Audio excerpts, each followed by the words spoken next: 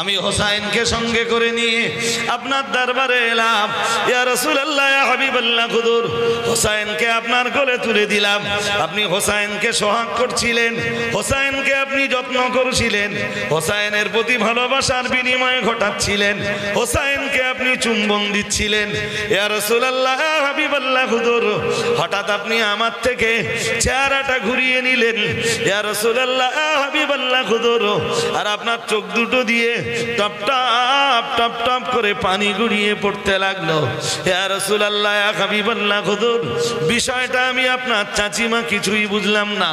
দয়ার নবী মুহাম্মদুর রাসূলুল্লাহ সাল্লাল্লাহু আলাইহি ওয়াসাল্লাম আমার আল্লাহ পাকের নবী বললেন, ও চাচিমা শুনুন, আমি মুহাম্মদুর রাসূলুল্লাহ সাল্লাল্লাহু আলাইহি ওয়াসাল্লাম বলছি। আসলে বিষয়টা অন্য আর কিছুই নয়।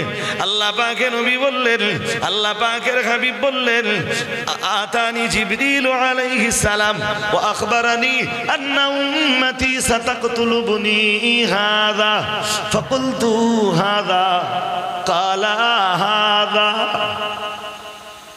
আল্লাহ পাকের নবী বললেন, ও আমার চাচি আম্মা, আমি আমার হোসাইনকে নিয়ে যখন সোহাগ করছিলাম, ওই রকম মুহূর্তে ফেরেশতা জিবরাইল আমার দরবারে হাজির হয়ে গেলেন।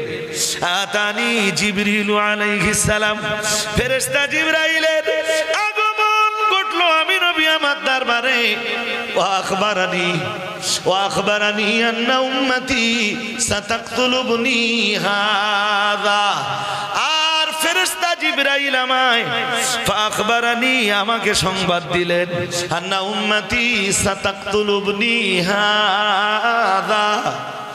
ইয়া রাসূলুল্লাহ, ইয়া হাবিবাল্লাহ, হুজুর আজকে আপনি যে হোসাইনকে সোহাগ করছেন, যে হোসাইনকে আপনি আদর করছেন, যে হোসাইনের চেহারায় আপনি চুম্বন দিচ্ছেন, খুব তাড়াতাড়ি আন্না উম্মতি সাতাকতুলুবনি হাযা।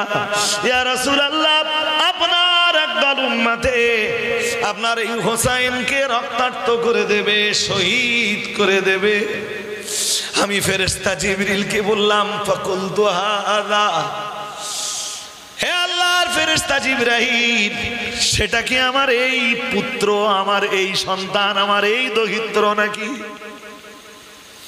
তার মানে তারা কি আমার হোসেনকেই শহীদ করে দেবে? আমার হোসেনকে কি রক্তাক্ত করে দেবে? কালা হাদা, ফেরেশতা জিবরিল আমিন আলাইহিস সালাম বললেন, ইয়া রাসূলুল্লাহ, আপনার এই পুত্র, আপনার এই দহিত্রকেই তারা শহীদ করে দেবে। আমি নবী আমার হোসেনকে চুম্বন দিতে দিতে দিতে দিতে সোহাগ করতে করতে যখন ফেরেশতা জিবরাইল আমার হোসেনের রক্তাক্ত হওয়ার ঘটনাটা শোনালেন, যখন তিনি আমার হোসেনের শাহাদাতের ঘটনাটা শোনালেন, আর যখন তিনি বললেন আমার একদল উম্মতেরাই আমার হোসেনকে শহীদ করে দেবে, আমি চেহারাটা ঘুরিয়ে নিলাম। আমার হোসেনের জন্য আমার চোখ দুটো দিয়ে top top top top top top করে পানি গড়িয়ে পড়ছিল। চাচিমা শুধু তাই নয়, ওয়াতানি বিতুরবাতি মিন তুরবাতিহি হামরা।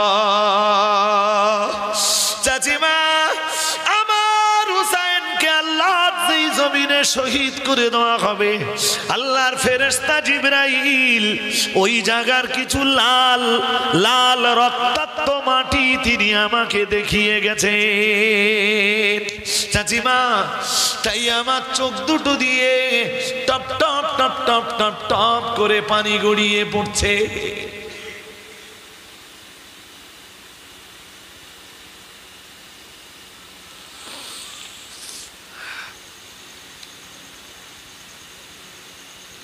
হাদিসটি বর্ণনা করেছেন হযরত উম্মে ফদল বিনতিল হারিস।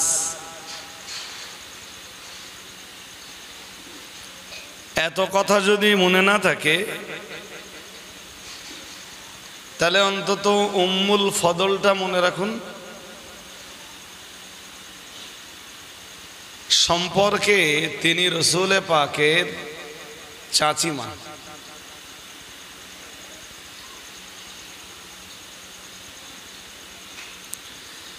আন উম্মিল ফদল বিনতিল হারিস আন্নাহা দাখালাত আলা রাসূলিল্লাহি সাল্লাল্লাহু আলাইহি ওয়াসাল্লাম। রসুলের চাচিমা হযরত উম্মে ফদল বিনতিল হারিস থেকে হাদিসটা বর্ণিত। তিনি বলেন, আন্নাহা দাখালাত আলা রাসূলিল্লাহ, সবাই বলুন সাল্লাল্লাহু, পড়ুন সবাই সাল্লাল্লাহু আলাইহি ওয়াসাল্লাম। তিনি একদিন বিশ্ব নবীর কাছে এলেন। এই ছেলে, তুই ডিস্টার্ব করছিস বলো? সবাই ঠান্ডা হয়ে গেছে, তুই এখনো ঠান্ডা হসনি। এই আমার দিকে তাকা। না, তুলে কারো দেব না। যদি তুলে দেন তো আপনি হেরে গেলেন তো। আর একটা বাচ্চার কাছে হেরে যাওয়া ঠিক হবে? কোনো ধর্মীয় পরিবেশ থেকে বাচ্চা কাচ্চাদের তাড়িয়ে দেওয়া যাবে না। ওদেরকে বোঝানোটাই আমাদের কর্তব্য। তো তিনি রসুল পাকের কাছে এলেন, এসে বললেন, ফাকালাত ইয়া রাসূলুল্লাহ, এসে বললেন, হে আল্লাহর রসুল, ইন্নী রাআইতু হুলুমাম মুনকারাল লাইলাতি। বললেন, হুজুর, আমি একটা দুঃস্বপ্ন দেখেছি, একটা খারাপ স্বপ্ন দেখেছি। এখানে প্রসঙ্গত একটা কথা মনে রাখবেন,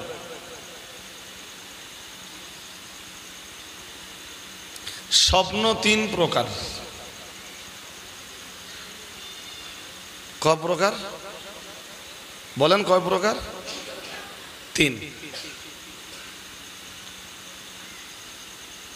প্রথম প্রকার হলো আর রুইয়া সালেহা,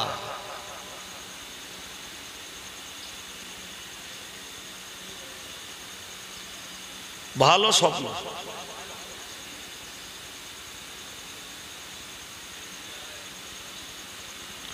রসুলে পাকের এখানে এই কথাগুলোর ব্যাখ্যা করলে অনেক কথা, কিন্তু রসুলে পাকের উপরে কোরআন নুজুলের 7টা পদ্ধতি। কোরআন নুজুল মিন্স ওহি নাজেল হওয়ার 7টা পদ্ধতি ছিল। এই 7 পদ্ধতির প্রথম পদ্ধতির নামই হলো আর রুইয়া সালেহা, সুস্বপ্ন বা সত্য স্বপ্ন।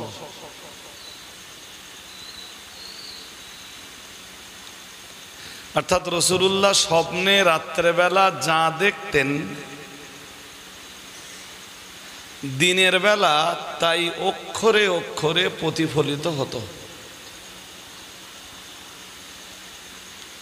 আর এই সুস্বপ্নের ইসলামে একটা বিরাট ভূমিকা আছে। এই সুস্বপ্ন আল্লাহওয়ালা মানুষরা দেখে, নামাজি, ধার্মিক, আল্লাহওয়ালা, পবিত্র অবস্থায় দরুদ শরীফ পড়তে পড়তে ঘুমিয়ে পড়েছিল। তবে সুস্বপ্নটা সাধারণত মানুষ দেখে, হাদিসে এসছে আসদাকুর রুইয়া বিল আসহার। নবীজি বলেন, অধিকাংশ সুস্বপ্ন মানুষ ভোরবেলা দেখে। আসাহার কি? আসাহার হলো সাহারি রক্ত, মানে যে সময়টা ঠিক ফজরের আগে আমরা সেহরি খাই, মানুষ ওই টাইমটা যে স্বপ্নগুলো দেখে, ওই স্বপ্নগুলো সত্য স্বপ্নে গণ্য হওয়ার সম্ভাবনা থাকে খুব প্রবল। আমি আর একটা কথা কি বলেছিলাম, যদি গুরুত্ব দিয়ে শোনেন মনে থাকবে। বলেছিলাম এই সুস্বপ্ন বা সত্য স্বপ্নের ইসলামে বিরাট ভূমিকা রয়েছে। যেমন আমরা এই যে মসজিদে আজান দেই, 5 বার যে আজান হয়, এই আজানের শব্দগুলো সবই স্বপ্নে পাওয়া। সুবহানাল্লাহ বলুন, আর একটু মন খুলে বলুন। বুখারী শরীফ শুরু হয়েছে কিতাবুল ওয়াহি দিয়ে,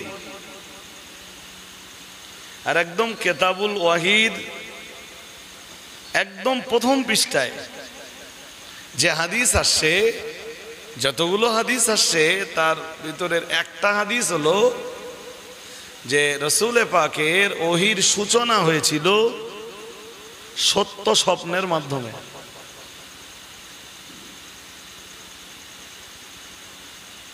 এই জন্য আর এক হাদিসে কি আছে জানেন?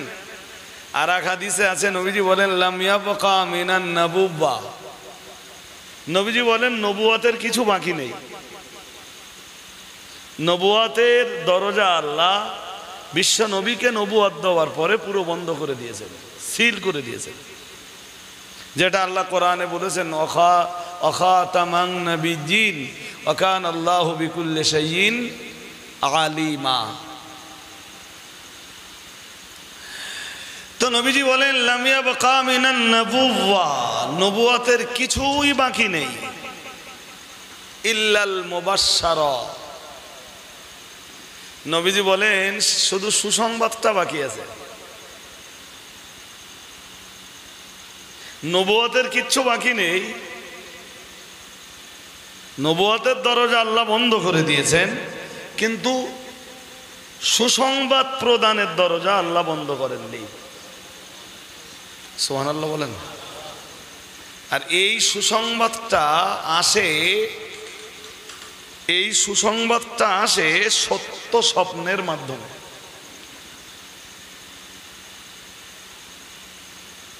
সুবহানাল্লাহ বলুন। নাম্বার 2, স্বপ্ন কয় প্রকার বলেছিলাম? তাহলে প্রথমটা সত্য স্বপ্ন বা সুস্বপ্ন, দ্বিতীয়টা হলো এমন স্বপ্ন যেটা শয়তানের পক্ষ থেকে হয়। শয়তান মানুষকে ঘুমাতে দেয় না, সারা রাত ঘুমায় কিন্তু ঘুম পড়ে না। সাপে তাড়াচ্ছে, বাঘে তাড়াচ্ছে, মাছ ধরাচ্ছে। এটা হলো স্বপ্নে শয়তানের ওয়াসওয়াসা।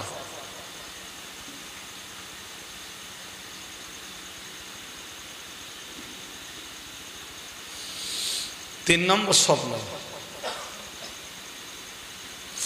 স্বপ্নের তৃতীয় প্রকার হলো মনের কল্পনা। তাহলে একটা কি? একটা সত্য স্বপ্ন, একটা শয়তানের ওয়াসওয়াসা, আর একটা বলেন মনের, এটা মনে রাখতে হবে আপনাদের, মনের কল্পনা। সবাই ভালো ভালো ঘর বাড়ি বানাচ্ছে, ও গরিব মানুষ, ও ভাবতেছে যে আল্লাহ যদি আমার টাকা দিত। কিরে তোরা এত ডিস্টার্ব করিস কেন? তো ও মনে মনে ভাবছে যে আমি যদি একটা ভালো বাড়ি বানাতে পারতাম। রাত্রেবেলা স্বপ্ন দেখছে বিশাল 5 তলা বাড়ি বানিয়ে ফেলেছে। এটা হলো মনের কি কল্পনা।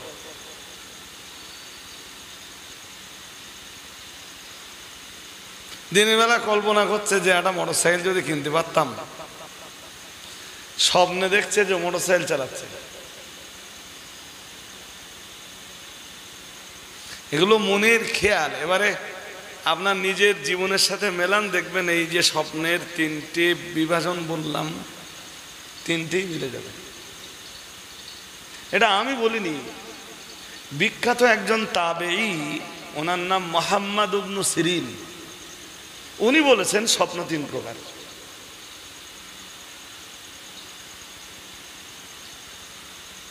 আর সত্য স্বপ্নের ভূমিকা তো আছেই,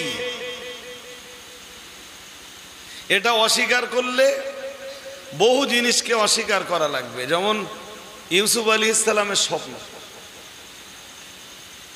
যেই স্বপ্নের ব্যাখ্যা করেছিলেন নবী ইউসুফ আলাইহিস সালাম, বাদশার স্বপ্ন, যেই স্বপ্নের ব্যাখ্যা করার কারণে নবী ইউসুফ আলাইহিস সালাম কারাগার থেকে মুক্তি পেয়েছিলেন। তো এ তো কোরআনের অংশ, এ তো অস্বীকার করার জায়গা নেই। এটা অস্বীকার করলে তো কোরআন অস্বীকার করতে হবে। যেমন ইব্রাহিম আলাইহিস সালাম তার বেটাকে বলেছিলেন, ইয়া বুনাইয়া ইন্নী আরা ফিল মানাম আন্নী আসবাহুক ফানজুর মাযা তারা। উনি স্বপ্ন দেখলেন, স্বপ্ন দেখে আম্মা হাজারের কাছে এলেন, এসে বললেন আমি ইসমাইলকে নিয়ে যাব, দাওয়াতে যাব। দাওয়াত তো আল্লাহর। যখন বেটাকে নিয়ে মিনা ময়দানে এলেন, কোরবানির জায়গায়, এমন সেখানে কোরবানি হয় না, এসে বললেন ইন্নী আরা ফিল মানাম আন্নী আযবাহুক ফানজুর মাযা তারা।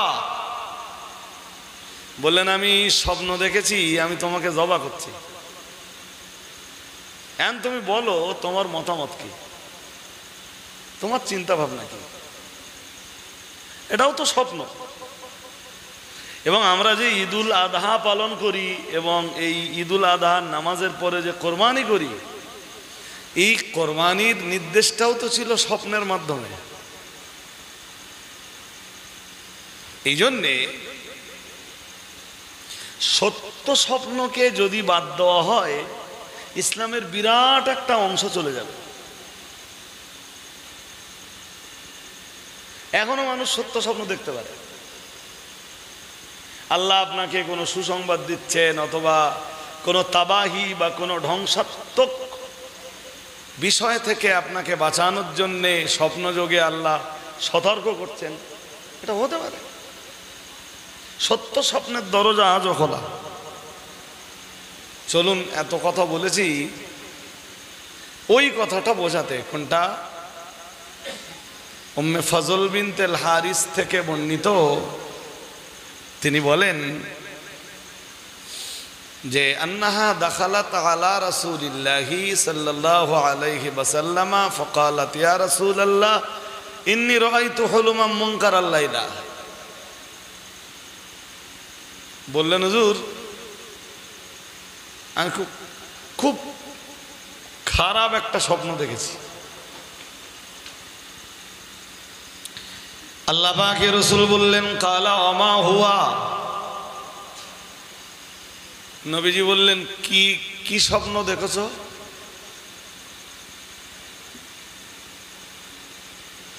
কালাত ইন্নাহু শাদীদ। এবার তিনি স্বপ্নটা বলে ফেলতে পারতেন, তা না বলে বললেন হুজুর খুব কঠিন, সে আমি বলতে পারছি না।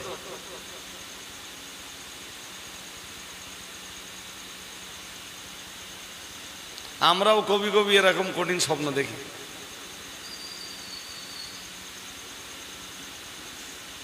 আল্লাহ পাকের নবী জিজ্ঞেস করলেন, ও চাচি আম্মা জান, যে স্বপ্নটা আপনি দেখেছেন স্বপ্নটা কেমন?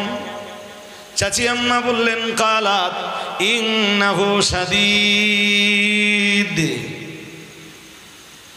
হুজুর খুব কঠিন ভয়াবহ একটা স্বপ্ন। বললেন কি স্বপ্ন? আল্লাহ পাকের নবী চাচি আম্মা বললেন, ইয়া রাসূলুল্লাহ ইয়া হাবিবাল্লাহ হুজুর রাআইতু কাআন্না কিতাআতাম মিন জাসাদিক কুতিয়াত ওয়া উদিয়াত ফি হাজারি বললেন ইয়া রাসূলুল্লাহ ইয়া হাবিবাল্লাহ হুজুর, আল্লাহ পাকের নবী চাচা আম্মা বললেন ইয়া রাসূলুল্লাহ ইয়া হাবিবাল্লাহ হুজুর, আমি স্বপ্ন দেখলাম রাতের বেলায় আপনার দেহের এক খণ্ড গোশত কেটে আমার কোলে ফেলে দেওয়া হচ্ছে।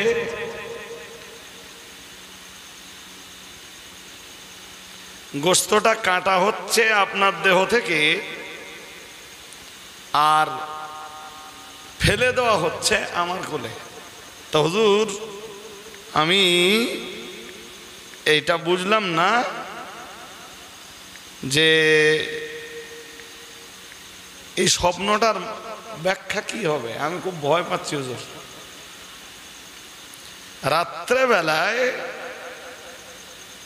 রাত্রেবেলায় হুজুর আমি ঘুমাতে পারিনি।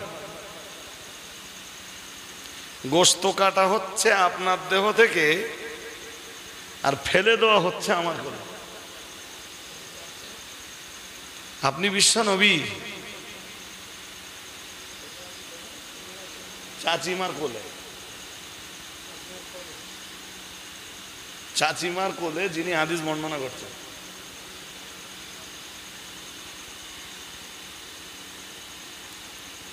কি আমার কথা কি বুঝতে পেরেছেন না কোনো ঝাপসা ঝাপসা ভাব আছে?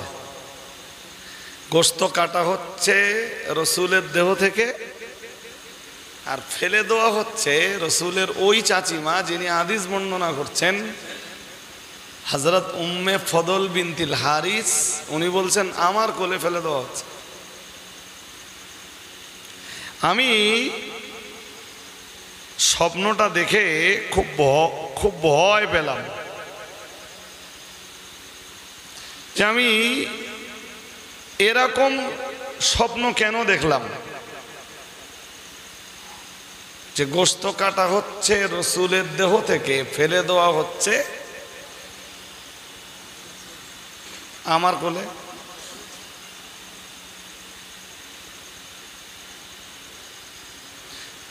কান্না কিতাআতাম মিন জাসাদিক কুতিয়াত উদিয়াত। তো রসুল শুনলেন, শুনে বললেন কাল রাআইতি খায়রান, বললেন চাচিমা ভালো স্বপ্ন দেখেছেন। সুবহানাল্লাহ। আর একটু মিলেমিশে সবাই বলুন। রসুল শুনলেন, বুঝলেন, এরপরে রসুল স্বপ্নের ব্যাখ্যা দিচ্ছেন। এখানে মনে রাখবেন স্বপ্নের ব্যাখ্যা এক জিনিস আর স্বপ্নের বাস্তবতা এক জিনিস। ব্যাখ্যা তো যে কেউ করে দিতে পারে, কিন্তু সেই ব্যাখ্যার বাস্তবায়ন ঘটতেও পারে, সেই ব্যাখ্যার বাস্তবায়ন ঘটতেও পারে, নাও পারে। কিন্তু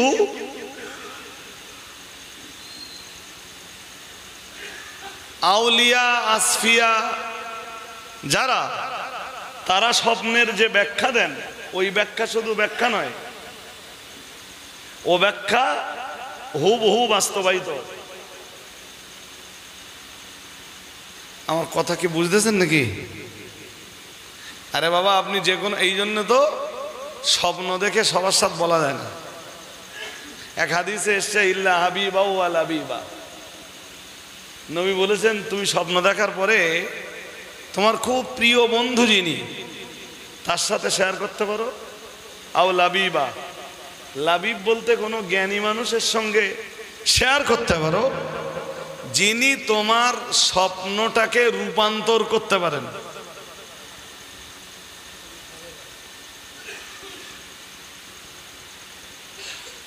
এর মানে এইটা যে সুস্বপ্ন হুবহু বাস্তবায়িত হয়, বাট সেই স্বপ্নের হুবহু রূপান্তর করার মানুষ এখন কম। রসুল বললেন চাচিমা যা স্বপ্ন আপনি দেখেছেন হুবহু তাই হবে, তবে স্বপ্ন ভালো। সুবহানাল্লাহ।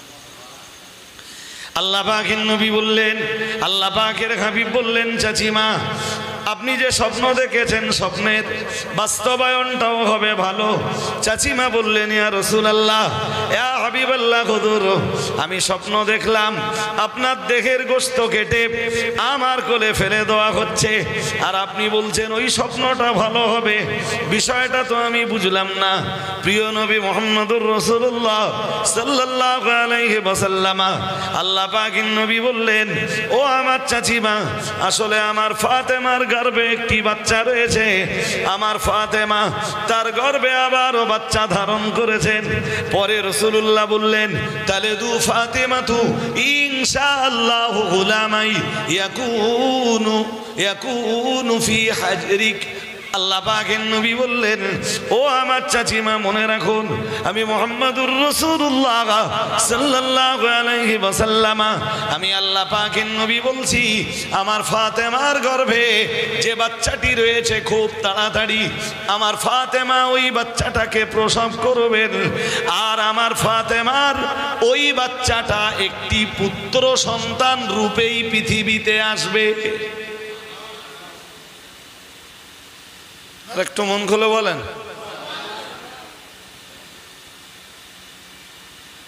এটা রাসূলের কোনো গায়েবী সংবাদ না। রাসূল আল্লাহর পক্ষ থেকে জানতে পেরেছেন, তো চাচিমাকে স্বপ্নের ব্যাখ্যা দিতে যে কথাটা বললেন, তালিদু ফাতেমাতু ইনশাআল্লাহু গুলামান। এখানে গুলাম বলতে পুত্র সন্তান। আরবিতে না গুলামকে গুলাম শব্দ দিয়ে পুত্র সন্তানকেও বোঝানো হয়।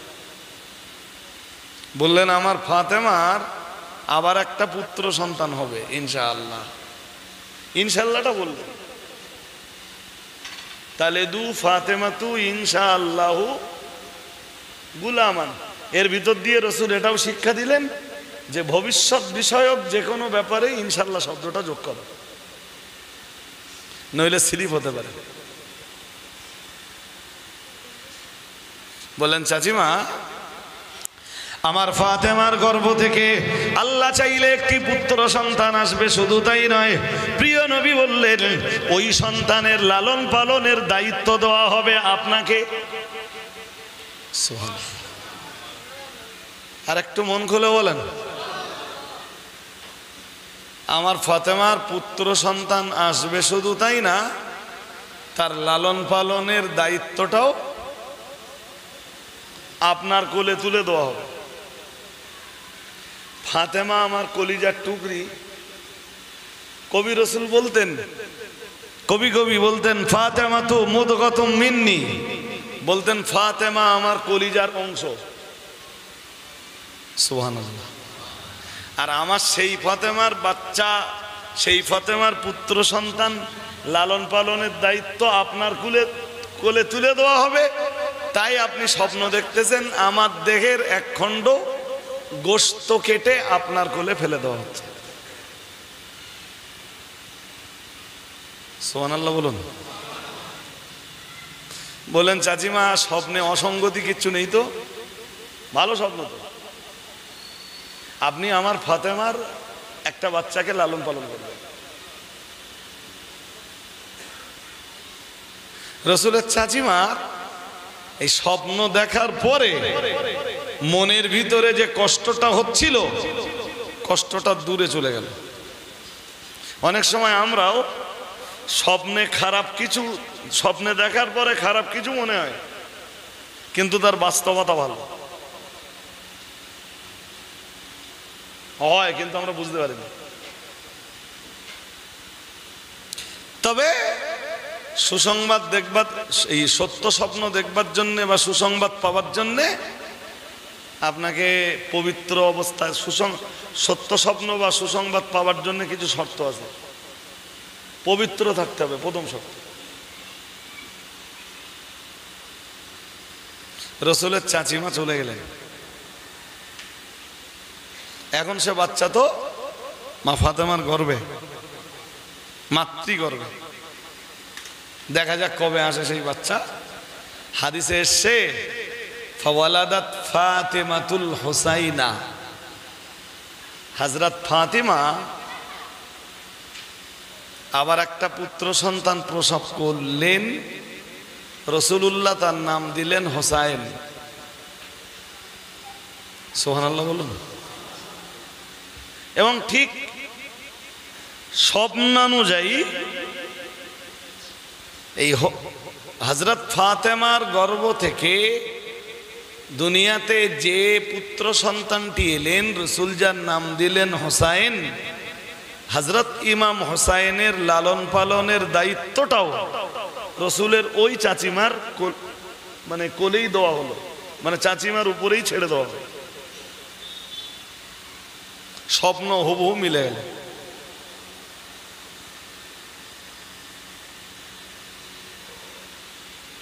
রাসূলের ছেলে তো সব মারা যায় ছোটবেলায়।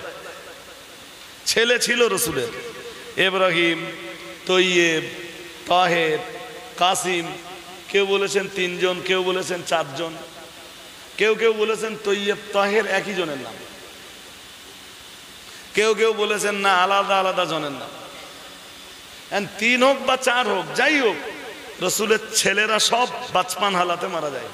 বাচপান বলতে শৈশব হালাতে মারা যায়।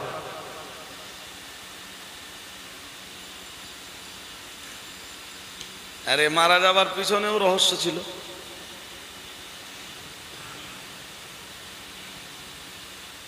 সে রহস্য আজ বলবার জায়গা নয়, নেক্সট টাইম সুযোগ পেলে বলবো।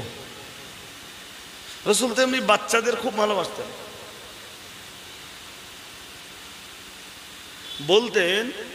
বলতেন ওয়াইন্নাহুম লামিন রায়হানিল্লাহ। রাসূল বলতেন এই সমস্ত শিশুরা এরা বেহেশতি সুগন্ধি। আর একটু মন খুলে বলেন না, কি বলতেন? বেহেশতি বলুন, বেহেশতি কাদের বলতেন? হ্যাঁ, বাচ্চাদের। আমরা তো বাচ্চাদের যত্ন করতে পারি না, আর যত্ন করলেও খুব বেশি নিজের দ্বার। কিন্তু যে কোনো লোকের বাচ্চা দেখে রাসূলের খুব মায়া হতো। বাচ্চাদেরকে রাসূল ভালোবাসতেন, যেই কারণে এক হাদিস আছে না, মাল্লাম ইয়ারহাম সাগীরানা, যে ছোটদের স্নেহ করে না, ওয়ালাম ইউআক্কির কাবীরানা, বড়দের শ্রদ্ধা করে না, ফালাইসা মিন্নি, সে আমার উম্মতি না। আপনি সবসময় যদি বাচ্চাদের দুধ ছাই করেন, কিছু মুসল্লি দেখবেন আছে যারা বাচ্চাদেরকে কি মসজিদে এলেও খুব দুধ ছাই করে, ভর্ৎসনা করে, তাড়িয়ে দেয়। আজকে বাঁশবাড়ির মসজিদ মাদ্রাসার নেতৃত্ব আপনারাই দিচ্ছেন, আগামী দিনের নেতৃত্ব তো ওরাই দেবে। হ্যাঁ না বলবেন তো? তো ওদেরকে যদি তাড়িয়ে দেওয়া হয়, তাহলে ওরা মসজিদ মাদ্রাসার নেতৃত্বের কাজটা শিখবে কেমনে? খ্রিস্টানদের গির্জায় যে দেখবেন ওরা সবচাইতে, এই ছেলে, এই 3 মাথা এক জায়গায় কেন, এই যে দোস্ত আমার দিকে তাকাও, এই যে 3 মাথা যেন আর এক জায়গায় নাই, আমি অনেক শুনতে দেখছি।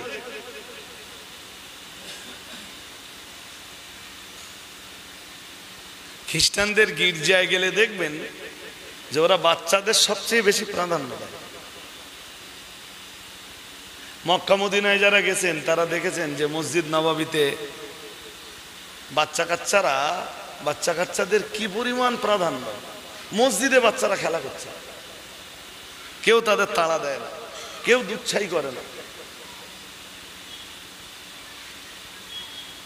ওরা ওই মসজিদে আসতে আসতে আসতে আসতে একদিন ওরাই নামাজি হবে, ওরাই মসজিদের নেতৃত্ব দেবে, ওরাই ঈদগার নেতৃত্ব দেবে, ওরাই মাদ্রাসার নেতৃত্ব দেবে, ওরাই মুসলিম সমাজের নেতৃত্ব দেবে, মানুষ মারা গেলে সেখানে নেতৃত্ব দেবে। ওদের সুযোগটা তো করে দিতে হবে। মসজিদে নববীতে নামাজ শুরু হয়ে গেছে, 2 কাতারের মাঝখানে বাচ্চারা খেলা করছে, কেউ একটা টু শব্দ করে না। আর আমাদের এখানে দেখবেন বাচ্চাদেরকে ধমকাচ্ছে,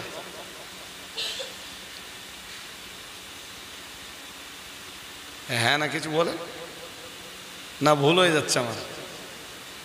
বাচ্চাদেরকে ভালোবাসতে শিখে। দেখবেন আপনি মারা গেলে না, ওই গ্রামের বাচ্চারাই, শুধু আপনার সন্তান না, গ্রামের তামাম বাচ্চা একদিন আপনার জন্য চোখের পানি ফেলবে, বলবে মানুষ একটা আমাদের গ্রামে ছিল, মানুষটা আজকে চলে গেল, কবরের মাটির মানুষ হয়ে গেল। শুধু আপনার বাচ্চা না, আপনার পৌত্র আর আপনার দহিত্র না, আপনার নাতি পোতা না, সব বাচ্চাকে ভালোবাসতে শিখো।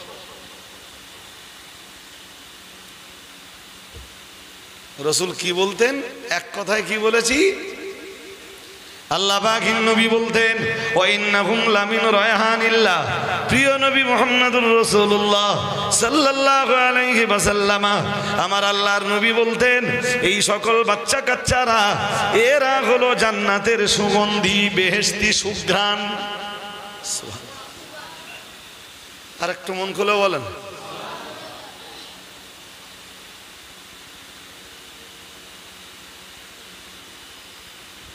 একবার রাসূলুল্লাহ একটা বাচ্চাকে চুম্বন দিচ্ছিলেন, চুম্বন। হযরত আকরা ইবনে হাবেস, রাসূলের চুম্বন করা শেষ, সম্ভবত আকরা ইবনে হাবেস উঠে দাঁড়িয়ে বললেন, হুজুর আমার 10টা বাচ্চা, আমি কাউকে চুম্বন দেই না। রাসূল বললেন যে তোমার অন্তর থেকে আল্লাহ যদি দয়া মায়া মমতা ভালোবাসা তুলে নেয়, তোমার নবীর কি করার আছে? এর মানে এইটা যে আপনি যদি বাচ্চাকে ভালো না বাসতে পারেন, তাহলে বুঝতে হবে যে আপনার ভালোবাসাই উঠে গেছে কলিজা থেকে।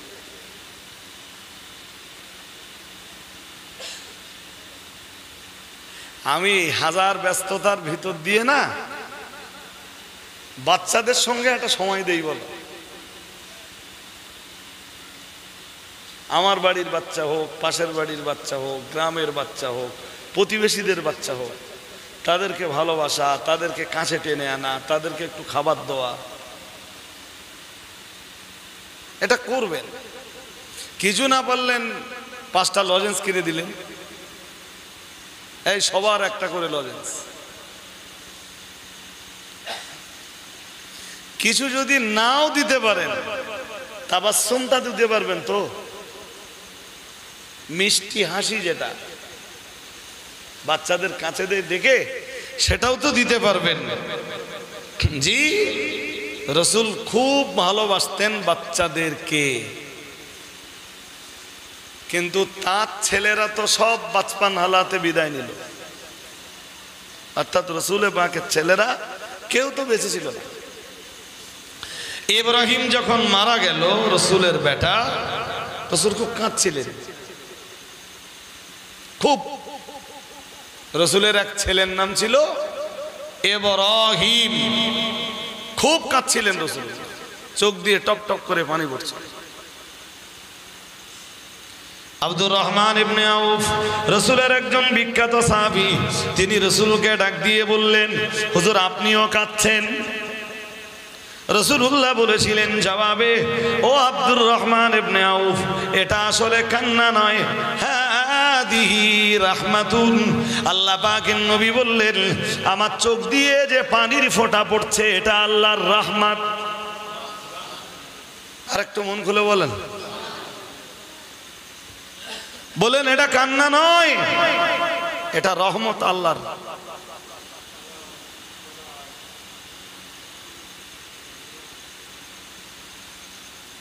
রাসূলের যেহেতু ছেলে ছিল না, দরিদ্রদেরকে খুব ভালোবাসতেন। এমনি তো ভালোবাসা ছিলই, আর এটা দেখবেন স্বাভাবিক, যাদের ছেলে না থাকে তাদের মেয়ে ছেলেদের উপরে কি বলুন বলুন ভালোবাসা একটু গাঢ় হয়। আরে বাবা, যে লোকগুলোর পুত্র সন্তান নেই, ধরুন একটা মেয়ে বিয়ে দিল, তা সেই মেয়েটার একটা পুত্র সন্তান হলো, সেই পুত্র সন্তানটার উপরে একটু গাঢ় ভালোবাসা তৈরি হয়। তা রসুলের ছেলে নেই, হযরত ফাতেমার ছেলে হাসান, হোসাইন, রসুল এদেরকে বিরাট ভালোবাসতেন। বুখারীর হাদিসে এসছে রসুল একদিন নামাজে দাঁড়িয়ে, নামাজে, ভাই এসব কথা বলে না শেষ করা খুব কঠিন। একদিন তিনি নামাজে দাঁড়িয়েছেন, আর নামাজে দাঁড়ানোর পরেই রসুল অন্য দিনের তুলনায় রসুল নামাজ শেষ করলেন খুব শর্টে।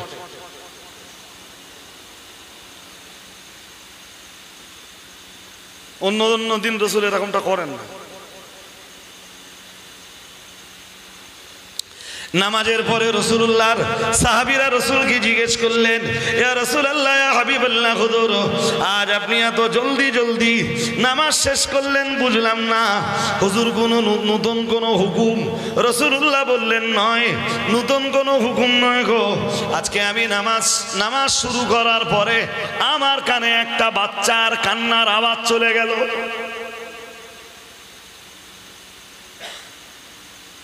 তো আমি বুঝলাম যে বাচ্চাটা তার মায়ের সাথেই এসছে। তখন মেয়েরা মসজিদে নববীতে নামাজ পড়তে যেত, তা ছোট বাচ্চা রেখে যাবে, বাচ্চার সঙ্গে করে নিয়ে গেল। তো বাচ্চাটা, রাসূলুল্লাহ নামাজ শুরু করেছেন আর বাচ্চাটাও কাঁদতে শুরু করেছে। রাসূল বললেন ওই বাচ্চাটার কান্না যাতে লম্বা না হয়, তাই আমি রাসূলুল্লাহ নামাজটাকে একটু সংক্ষিপ্ত করে দিলাম। সুবহানাল্লাহ কি বাড়ি গিয়ে বলবেন? এটা বাচ্চাদের প্রতি রাসূলের ভালোবাসার নিদর্শন। আমরা হলে তো কি করতাম, বকাঝকা দিতাম যে এইটুকানি বাচ্চা তোমার মসজিদে কেটে আসতে বলে দেয়। সারা মসজিদের মুসল্লিদের নামাজ নষ্ট হয়ে যাচ্ছে বাচ্চার জন্য। আর রাসূলুল্লাহ বাচ্চার কান্না যাতে প্রলম্বিত না হয়, লম্বা না হয়, রাসূলুল্লাহ নামাজ সংক্ষিপ্ত করে দিলেন, ছোট করে দিলেন। সুবহানাল্লাহ, এটা বাচ্চাদের প্রতি রাসূলের ভালোবাসা। নবী যদি বুড়োদের নবী হন, তো বাচ্চাদেরও তিনি নবী। সুবহানাল্লাহ বলবেন না?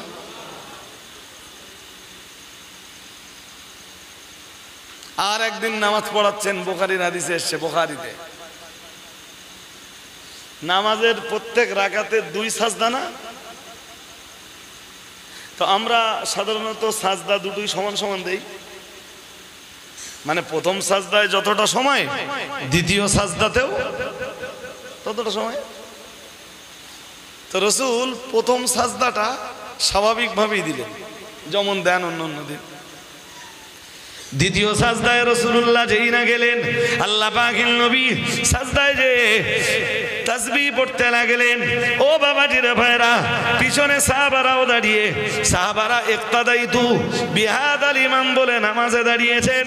রাসূলুল্লাহ সাজদায় গেলেন, সাহাবারাও সাজদায় গেলেন, কিন্তু দ্বিতীয় সাজদা থেকে রাসূলুল্লাহ আর মাথা তোলেন না। ইমাম যদি মাথা না তোলেন, তাহলে কোন মুসল্লির পাওয়ার আছে ইমামের আগে মাথা তুলতে পারেন? ও বাবাজিরা ভাইরা, আল্লাহ পাকের নবী লম্বা সময় ধরে সাজদা দিচ্ছিলেন। প্রথম সাজদাটা দিয়েছেন নরমাল, প্রথম সাজদাটা দিয়েছেন স্বাভাবিক সাজদা, দ্বিতীয় সাজদাটা অনেক লম্বা হয়ে যাচ্ছে, সাহাবারাও মাথা তুলতে পারছেন না। প্রিয় নবী মুহাম্মদুর রাসূলুল্লাহ সাল্লাল্লাহু আলাইহি ওয়াসাল্লাম বেশ অনেকক্ষণ পরে আল্লাহু আকবার বলে মাথা তুললেন, নামাজ কমপ্লিট করে নিলেন। নামাজ থেকে যেই না ফারেক হলেন, সাহাবারা দরবারে নববীতে এলেন। আল্লাহর নবীর সামনে এসে দাঁড়িয়ে বললেন, ইয়া রাসূলুল্লাহ, ইয়া হাবিবাল্লাহ হুজুর, আজকে নামাজের ভিতরে নতুন কোন হুকুম? ভাবছিলেন হয়তো রাসূলকে আল্লাহ নতুন কোন হুকুম দিয়েছেন, যে প্রথম সাজদা থেকে দ্বিতীয় সাজদাটা অনেক লম্বা করা। তাই সাহাবারা বললেন, হুজুর নতুন কোন হুকুম? রাসূল বললেন, নো, নতুন কোনো হুকুম নেই। তো বলেন আজকের নামাজের হুজুর প্রথম সাজদার তুলনায় দ্বিতীয় সাজদাটা অনেক লম্বা হয়ে গেল। আল্লাহ পাকে নবী বললেন, ও আমার সাহাবীরা মনে রাখো, আমি প্রথম সাজদাটা নরমাল ভাবেই দিলাম, স্বাভাবিক ভাবেই দিলাম, কিন্তু আমি যেই না দ্বিতীয় সাজদায় চলে গেলাম, আমার দহিত্তর সম্ভবত হাসান এসে, ও ভাইরা আমার, দহিত্তরদের ভিতরে সম্ভবত হাসান এসে রাসূলুল্লাহ যেই না দ্বিতীয় সাজদায় গেলেন, আর হযরত হাসান রাসূলুল্লাহর পিঠের উপরে চেপে গেলেন। আমি দ্বিতীয় সাজদায় যেই গেলাম, আমার হাসান আমার পিঠের উপরে খেলা করছে। তো ওর খেলা যত লম্বা, আমার সাজদাও তত লম্বা।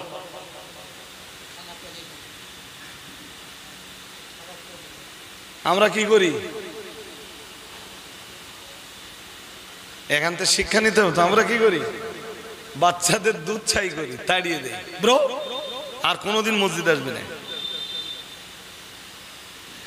আর রসুলের দৈত্র রসুলের পিঠের উপরে খেলছে, আর রসুল সাজদা ওই রকম লম্বা লম্বা বানাচ্ছে, ওর খেলায় ডিস্টার্ব যেন না হয়।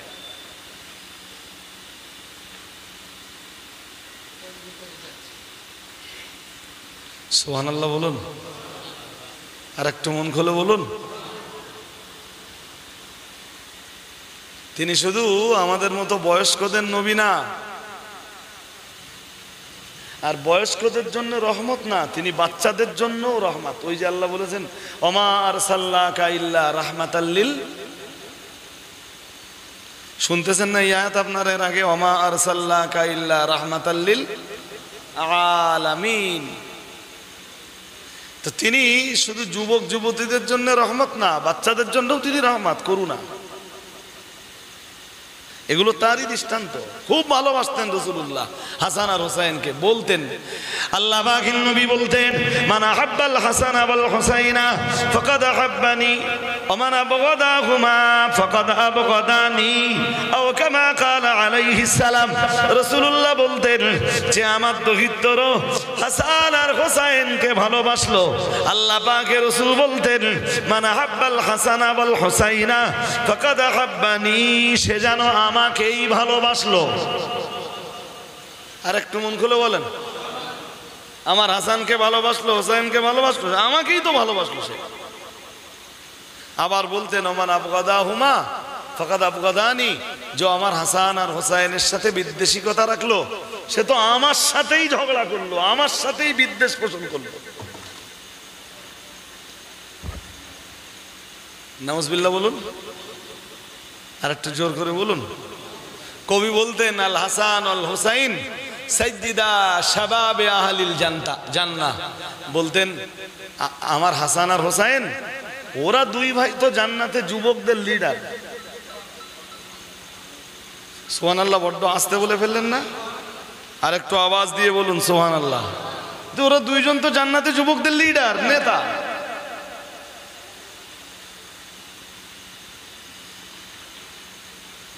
চলুন, কি বলছিলাম? ইমাম হোসাইন লালিত পালিত হচ্ছিলেন রাসূলের ওই চাচিমার কাছে, নাম কি? উম্মুল ফাদল বিনতিল হারিস,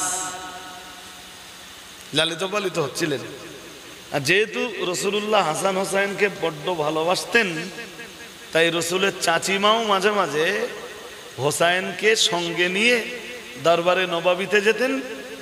রসুলের দরবারে ওনার চাচিমার কাজটাও মিটে যেত, আর রসুলের সঙ্গেও ইমাম হোসাইনের দেখাও হতো। রসুলুল্লাহ ইমাম হোসাইনকে সোহাগ করা, যত্ন করা, চুম্বন দেওয়া সুযোগটাও পেয়ে যেতেন।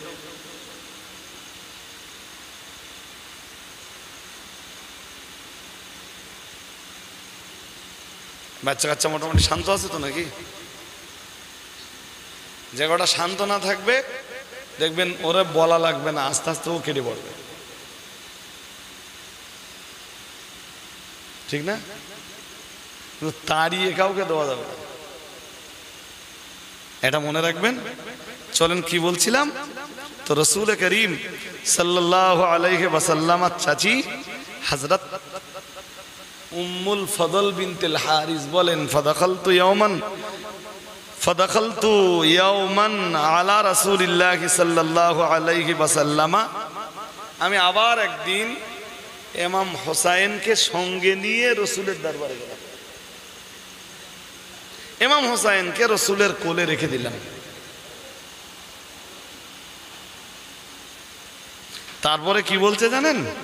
হাদিসে আসছে যে ফাকানাত মিন্নি ইলতিফাতাতুন ফাইদা আইনা রাসূলিল্লাহি সাল্লাল্লাহু আলাইহি ওয়াসাল্লাম তুহরিকানিদ দুমু'। রসুল হোসাইনকে নিয়ে সোহাগ করছিলেন, ভালোবাসার বিনিময় ঘটাচ্ছিলেন, আদর করছিলেন, যত্ন করছিলেন, চুম্বন দিচ্ছিলেন। হঠাৎ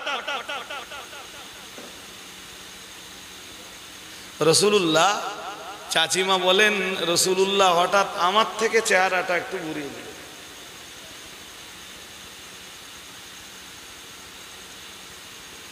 ফাইদা আইনা রাসূলিল্লাহ সাল্লাল্লাহু আলাইহি ওয়াসাল্লাম তুহরিকানিদ দুমু'।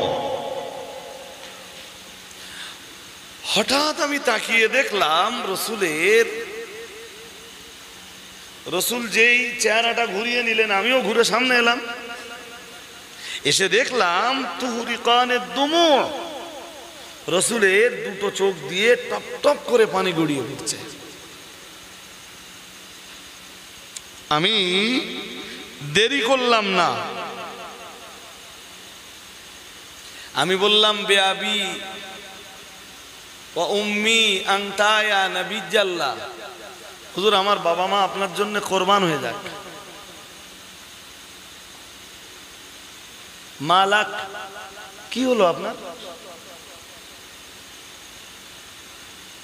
আমি মান আহাব্বাল হাসান ওয়াল হুসাইনা ফাকাদ আহাব্বানি ওয়া মান আবগাদাহুমা ফাকাদ আবগাদানি, আও কামা ক্বালা আলাইহিস সালাম।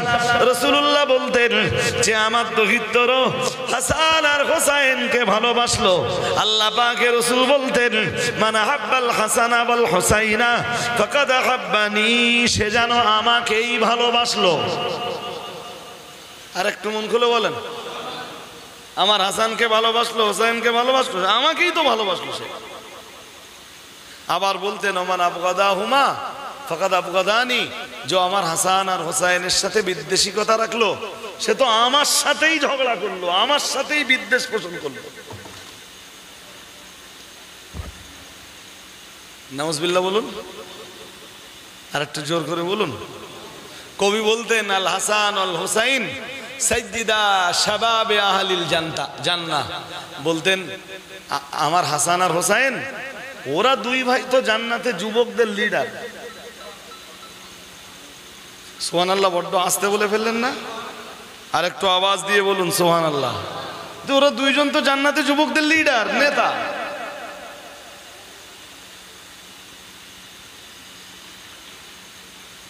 চলুন কি বলছিলাম, ইমাম হোসাইন লালিত পালিত হচ্ছিলেন রসুলের ওই চাচিমার কাছে, নাম কি?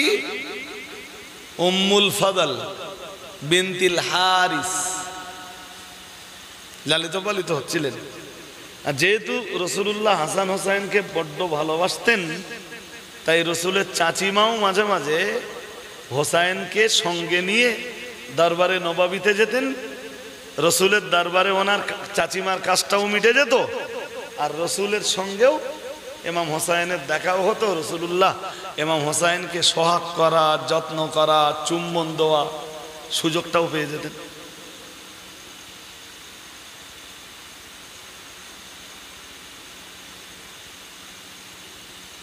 বাচ্চা কাচ্চা মোটামুটি শান্ত আছে তো নাকি? যে কটা শান্ত না থাকবে দেখবেন ওরা বলা লাগবে না, আস্তে আস্তে ও কেটে পড়বে,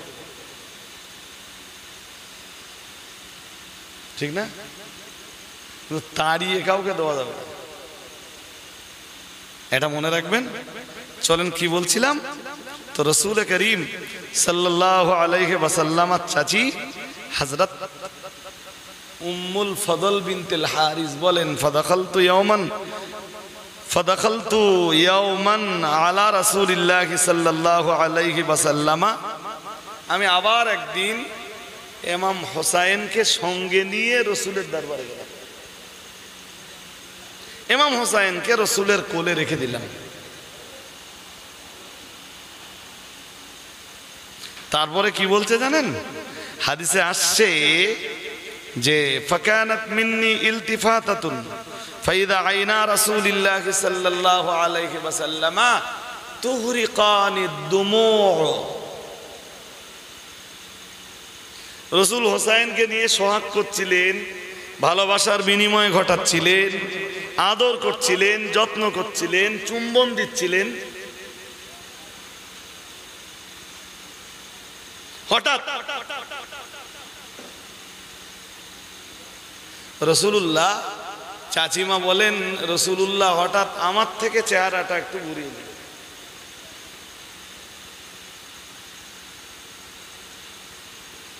ফাইদা আইনা রাসূলিল্লাহ সাল্লাল্লাহু আলাইহি ওয়াসাল্লাম তুহরিকানিদ দুমু'। হঠাৎ আমি তাকিয়ে দেখলাম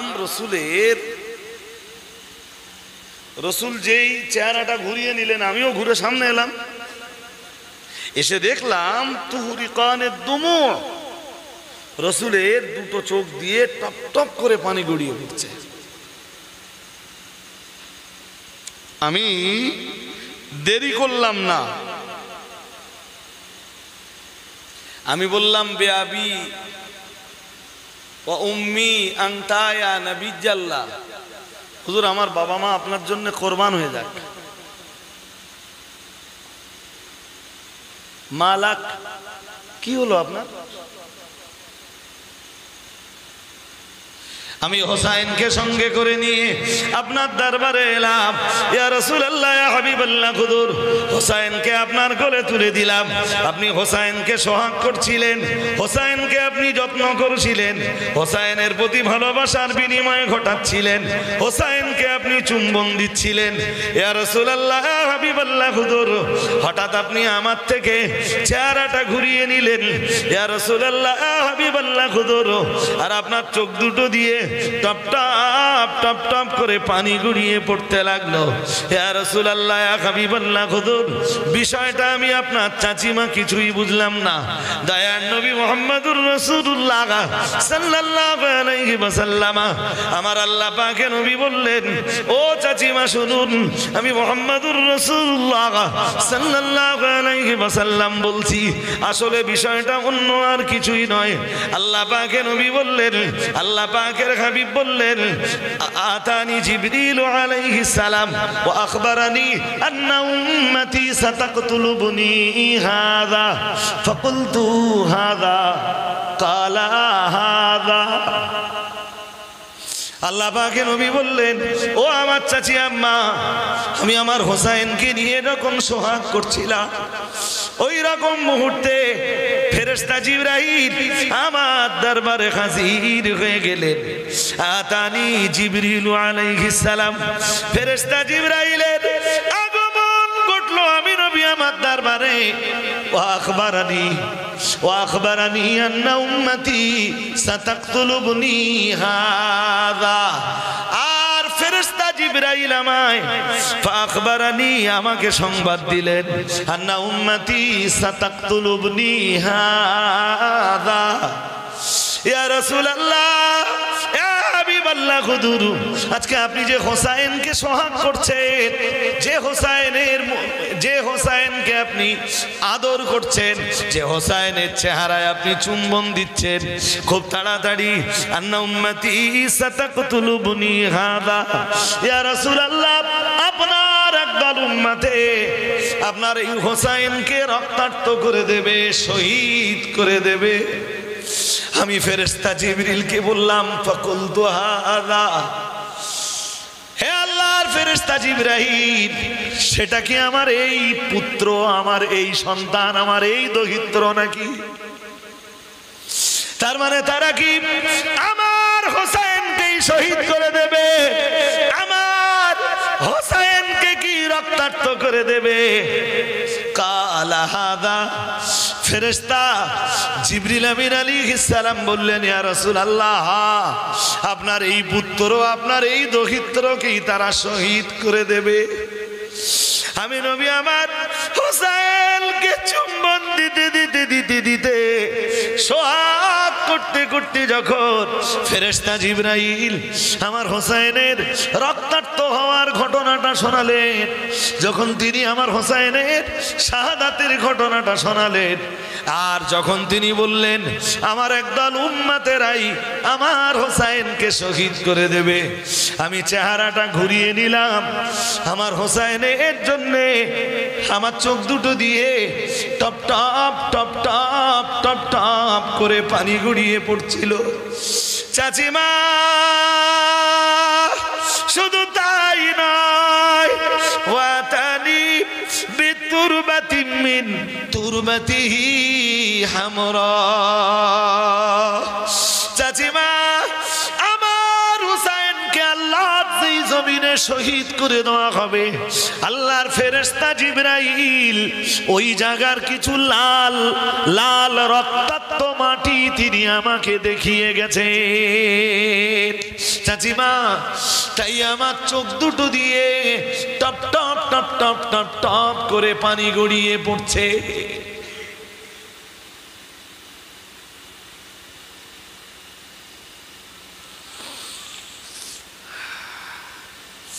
হাদিসটায় রসুলের ভবিষ্যৎবাণী ছিল দুইটা।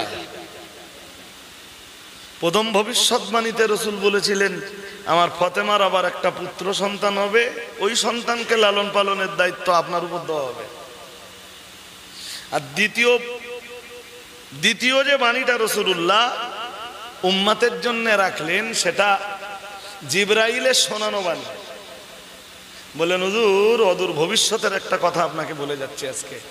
যে হোসাইনকে আপনি এত সোহাগ করছেন, ভালোবাসছেন, যত্ন করছেন, যে হোসাইনের দেখে আপনার ঠোঁট লেগে যাচ্ছে, এই হোসাইনকেই আপনার উম্মতের একদল লোকেরা মারবে। বাইরের লোক না, বলো কারা বলুন তো? বললেন আপনার ফাখবারানি আন্না উম্মতি, নবীজি বললেন যারা মারবে তারাও আমার উম্মত, তারা আমার।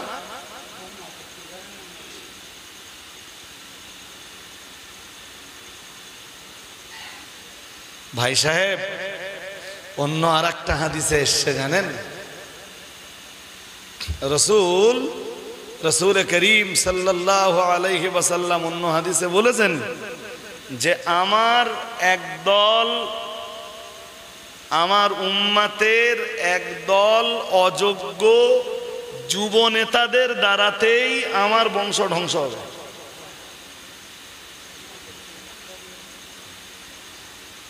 তারা যোগ্য না অযোগ্য?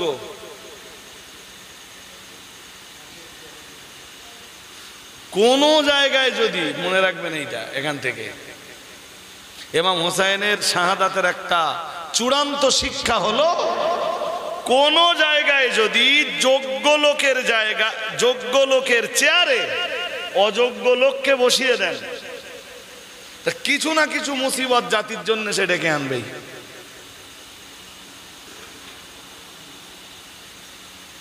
এই যেমন দেখতেছেন